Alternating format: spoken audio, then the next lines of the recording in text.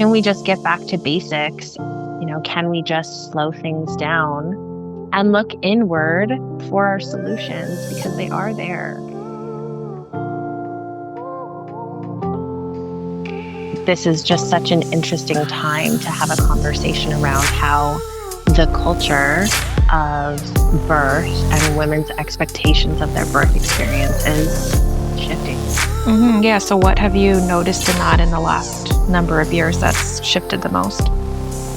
There is this current mainstreaming of home birth, unassisted birth, and even being a doula as an occupation is becoming very common. There's tons of trainings to be taken, and there's this commodification of traditional birth support, which is this interesting sort of resurgence of really just traditional ways of women experiencing childbirth at home. And did you have formal training in that, or the lived experience of birthing children at home by yourself? Well, I got involved in birth work before I was pregnant with my first child. So I was interested in taking doula training. I was looking for an additional stream of income. I had been very curious and interested in birth photography, and sort of seeing these raw experiences of women giving birth outside of a hospital system. And that was interesting to me, but I am not a very good photographer. So I took some doula training and was involved in attending women's births before I had my own pregnancies and home births. So I was immersed in the birth world before I had my babies, but it was when I became pregnant with my first daughter that I really knew that for me personally, the choice was clear that I would give birth to my daughter at home with as little interference and management as possible. As you're saying that, I recall when we first had our discussion about having you come on the podcast that we were talking about how, like, you're like, I'm not interested in trashing anyone or anything. Like, this is not about shaming anyone for their choices. I'm more interested personally in the history of midwifery and how undramatic it was in the past, and how we're just trying to remind women that's still there. Yeah, absolutely. I mean, you're correct. I'm not interested in a conversation about whether obstetricians and midwives are good or bad. There's tons of content out there if people are interested in listening to that dialogue. I think that there's great OBs and bad experiences, and that people are just human regardless of what occupation they're in. But it is interesting to consider the historical context of, really it comes down to public health. If we're talking about the Canadian context, when these medical occupations became regulated and also covered by the public system, that really changed the capacity of care providers, right? It limited the practice of skills to people who have a degree and have credentials. This used to be a community occupation based on skill sharing and apprenticeship. And now we're really 4 or maybe 5 generations removed from a culture where it was normal and expected for women to just support each other in their birth experiences. Yeah, I think that's such an important piece of it, is that we've forgotten how far away we are from that. I've had a couple conversations with my grandma on my mom's side, and she's like, "Oh yeah, your grandma was a midwife, and your great grandmother was a midwife, and your great great grandmother was a midwife." And it's like, so that's what the women in my lineage did in the community, and it's so cool to think about, but it's also like, well, how many other women in the community were doing that? It's not like they were the one special one in the community. They just knew how to do that, and they didn't have a piece of paper, they didn't have a title. They just were trained by their mom. Here's what it looks like, here's what we do. And I mean, they didn't have the things we have now in case things go wrong. But like Mhm. technically back then, there was no there was no there was no necessarily doctor in attendance, in the early 1800s for births. Like when did we actually start medicalizing this?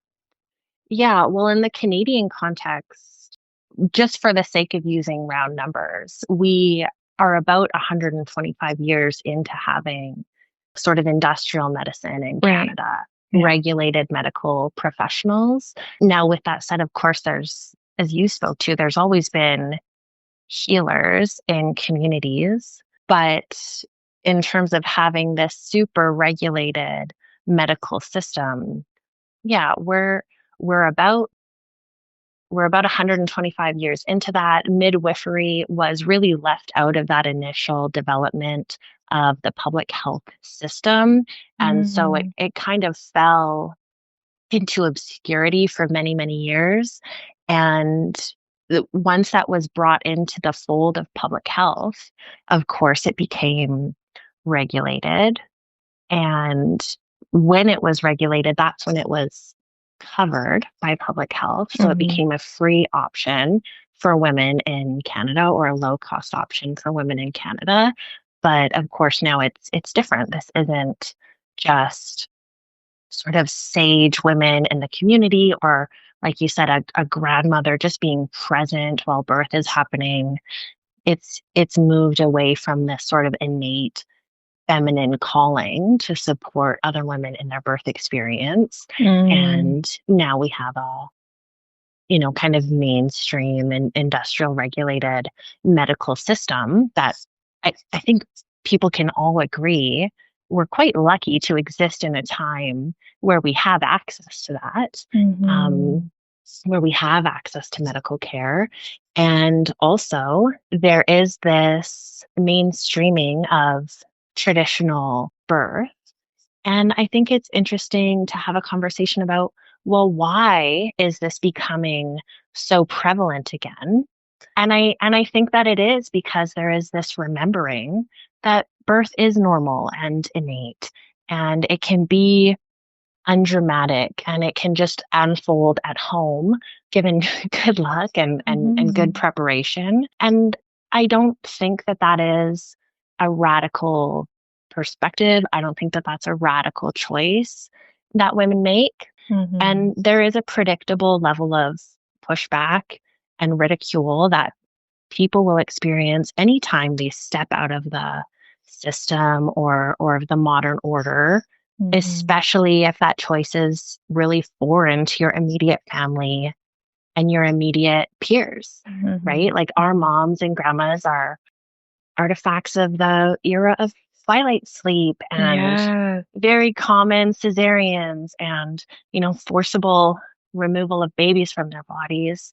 And so if those are the memories and the stories that women hear, then it does seem radical when they Mhm. step away from that system to birth their babies. But I think a more fair way to look at it is that it's just this reclaiming of tradition. Mhm. Absolutely.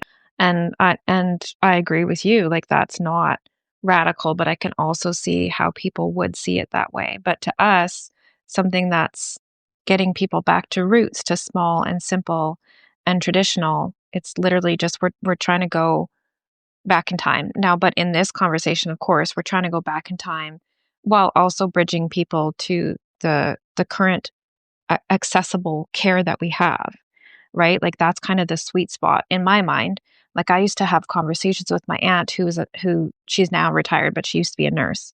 And we used to talk about like why can't holistic care and doctors like hold hands because we could work absolute miracles if we had more preventative care and holistic knowledge in hospitals. And her and I used to have really in-depth conversations about that. And I feel like it's the same thing here. It's like why can't we bridge traditional old ways with the accessible care that we have now in case something goes wrong. That's the beautiful sweet spot. Yeah, absolutely. And you've hit something so important around the social expectation of an obstetrician or a midwife being present as a precautionary measure. You know what? Mhm, Like, mhm, for fear that a bad thing happens. And of course, that's why I think women, even who want to choose to have their baby at home unassisted, are still seeking the support of somebody who is experienced in birth in some way, whether that's a friend who's had home births or mhm, whether that is maybe someone who's taken some kind of training to familiarize themselves, because mhm, nobody wants a bad outcome, mhm, right? But many women are choosing to have their babies at home, not not out of a fear motivation, but out of what their values are.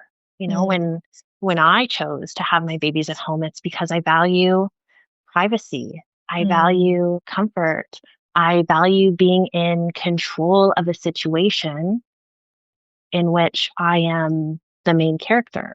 You know what mhm, I mean? mhm, It's not this big radical ideology of doctors are bad and hospitals are bad, but there's many women who just simply don't want strangers to be present mhm.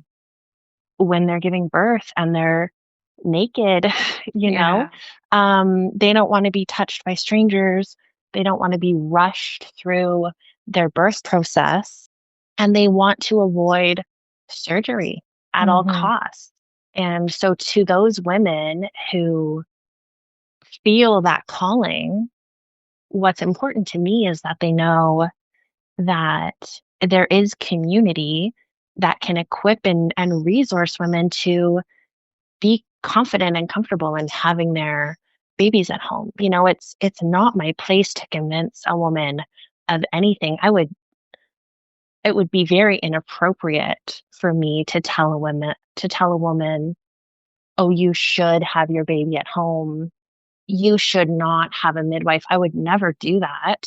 It's not my birth experience. mm, I just want women who do want to have their baby at home, regardless of who they have present, to know that there is a community of women out there who share your perspective yeah. and can offer you sisterhood and community and support in that decision. Yeah, that's beautiful. Thank you so much, and I'm so honored that you would come here and talk to me about this because it can also be a very scary conversation for women to start exploring kind of outside of the norm. How do you help women to have more knowledge about their body and confidence in themselves to do this journey their way? Yeah, that's a great question. So this is big inner work, right? This is a deprogramming of what popular culture would have us believe. You look at depictions of childbirth in movies and television, and it would have most people convinced that birth is this dangerous thing that women need to be delivered from by a third party. And simultaneously, it's this apex of feminine suffering. And Mhm. of course, I reject that Mhm. wholesale.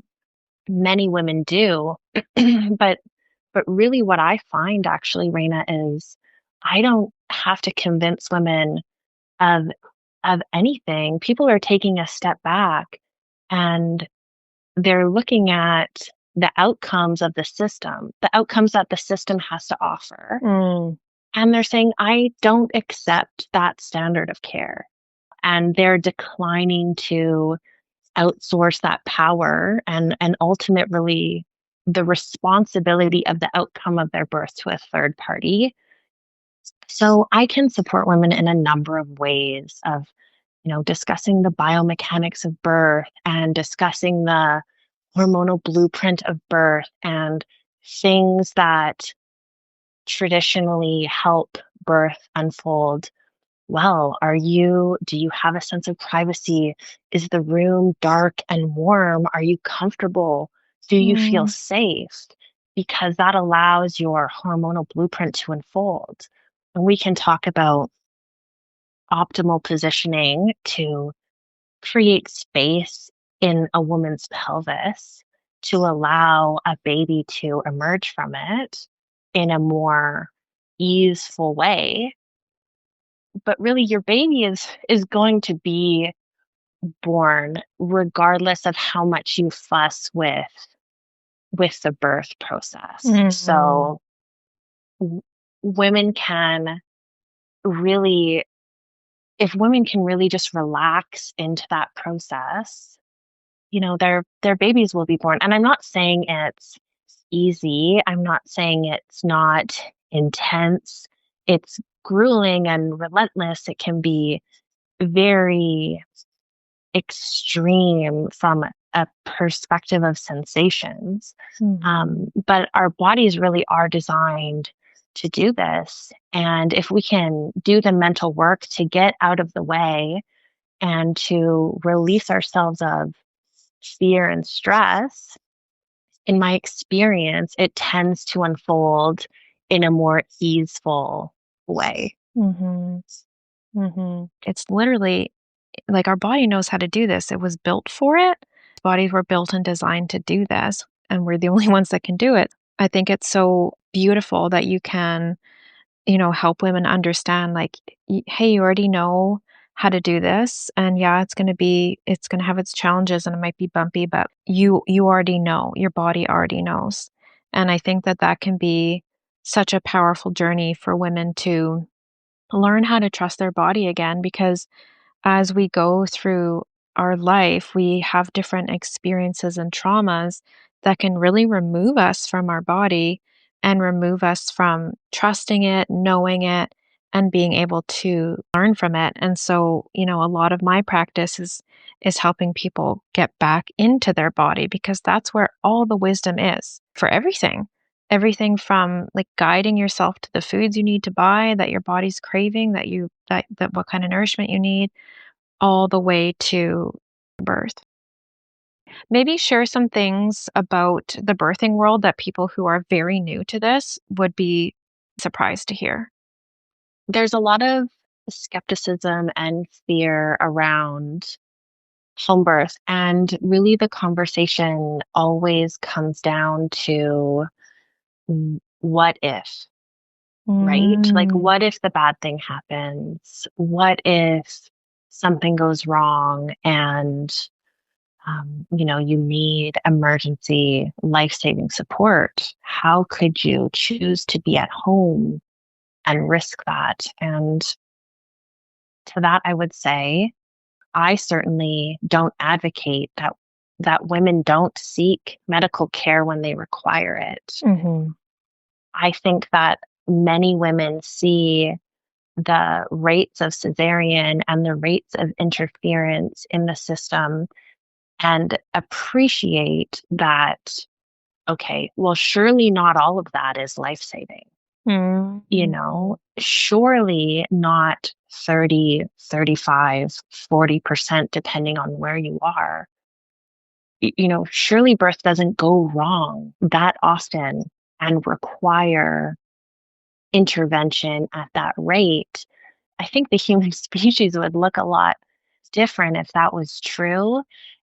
So, really, what I see is women wanting to safeguard their experience to avoid what is unnecessary, but of course, being willing to engage when if an emergency arises, and of course, we know they certainly can. And again, this is why women are choosing to find someone to be present with them, mhm, to recognize if, oh, like there's a lot of blood involved, or if there's a variation of normal that is concerning. It's helpful to have someone with presence of mind who's not trying to give birth to a baby to just offer a second perspective, or to offer some comfort in a difficult moment, because of course it's a big challenge to give birth to a baby, but this is what the female body was designed to do. This is sort of the ultimate biological synergy of the mother baby dyad working together to bring new life forward. Mm, I love that. Yeah, it is teamwork, hey? Yeah, absolutely. Like we want our babies earthside. We want our babies in our arms, and our babies want to be born too. Our babies are just not aware of a 24-hour timeline Mhm. from when waters might be broken. They're not aware of, a limited number of hours that are acceptable Mhm. for pushing. Babies aren't aware of what the system describes as an optimal position to be born in. Mhm. Babies are just gonna do their best Mhm. to work their way out. Yeah. Um, yeah, and a lot of women just want to give them the opportunity to do that without having third parties trying to alter the course of that. Mhm. Yeah, and I think, I mean, from the stories I've heard from some of my friends who had challenging births, if you don't have, and this is, why it's so nice to have like a midwife or a doula or someone to advocate for you, because some of the stories that I've heard, they seem to happen in moments of panic and fear where the mom says, Yes, whatever you guys think," instead of like just being able to have a minute to process what's happened and make a decision based on the facts.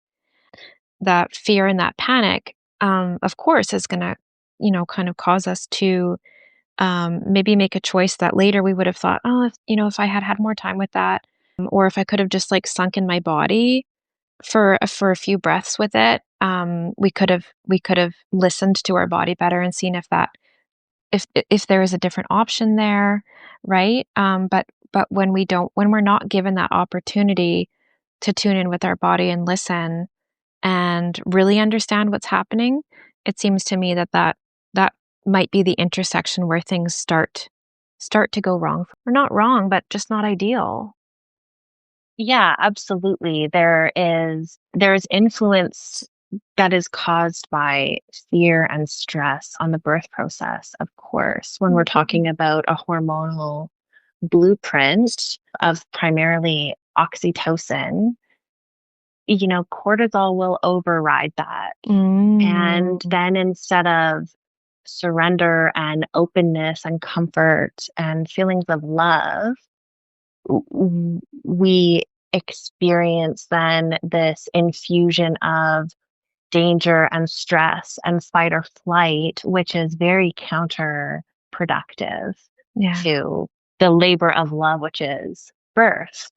When we're worried and we're scared and we're in our minds instead of our bodies, we're clenching and we're tightening up, and that is the opposite of the biomechanics that are required for our babies to be born. And now, of course, women can recover from this. Mhm. There will be moments of question, even moments of fear that arrive in women who are experiencing the intense waves of transition, or Mm. the intense sensations of our baby's head crowning from our bodies. Now we can have these sort of waves or pangs of these emotions come up. And really the work is, can we just observe those and let them pass as the contraction passes, and settle back in to trust Mm. that our body knows how to proceed.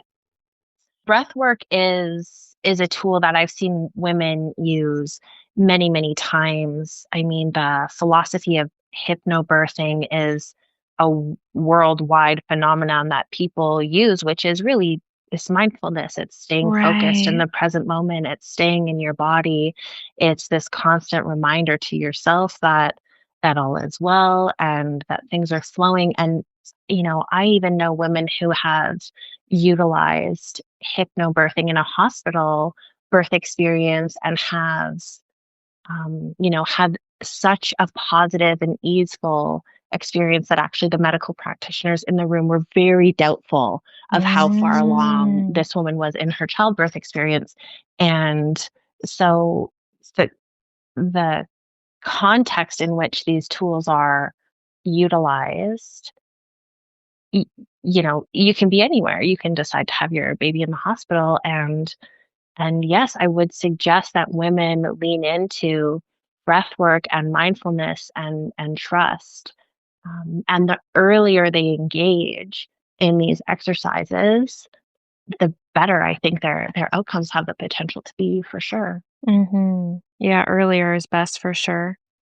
This is so powerful, and we've covered so much already. So, we've talked about how sort of that point where we forgot about our calling to just that natural, primal calling to support women in their birth, how undramatic it was in the past, and how the small, simple, traditional birthing views are not radical to us, and how it's not our job to convince women, right? It's like more just offering the tools and support to women who are wanting it a different way or following old ways or more traditional ways. And then talked about the changing standard of care. Is there anything else? Do you feel like there's anything else that's coming up for you that you would add to this conversation? It's been pretty lovely already. No, I mean, this has been great to have a chat about this. And of course, birth and the nuance around birth and babies is it's so dynamic. We Mhm. we could go so many more places with this conversation, but like I said at the beginning, I'm I am not here to convince anybody of anything. I just want women to know that if they feel the inner calling, they want to have their baby at home, if they're discouraged because they feel like they are on an island in that desire, that there is community to be found and there is support and resources for women who desire that. And it can be very informal. It doesn't cost anything. I mean, I rarely I rarely get paid for births, I attend. But You're such an angel.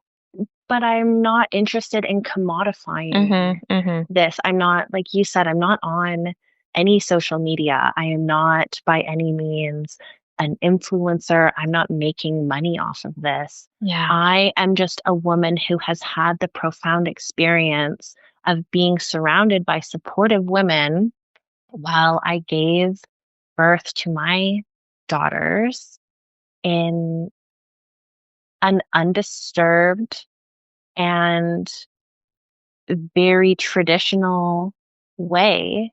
Mhm. Um, and and for the other women who desire that, it is possible for you. And I want women to know that, because I hear so much of people saying, "Well, I really want to have my baby at home, but Mm. I'm scared of this, I'm scared of that." And I always suggest that women, even outside of a birth context, like, let us not make our biggest life choices out of a place of fear. Let Mhm. us make our biggest life choices out of a place of feeling equipped and empowered and sure of ourselves. Mhm. That's so beautiful, and that's the perfect note to end this on. Very high note because we in the work that we do, even though they take very different forms, they are the same. We want people to feel grounded, to feel sovereign, to feel calm and peace and making decisions for themselves. And so I think that that's a great way to end this, is that piece around the personal empowerment, because as you know, I mean, obviously other than a baby, that's the best gift you could give someone Yeah. is that empowerment. And I mean that word's thrown around a lot, but in the context of what we're talking about here, it truly is like you are literally bringing life onto the planet. What could be more beautiful and empowering than that? Absolutely incredible. Well, I really appreciate your time, Heather. Thank you so much for sharing your beautiful viewpoints and your very balanced understanding of this. It was such an honor to have you come. Yes, thank you for having me. And yeah, isn't that just it? It's just birth.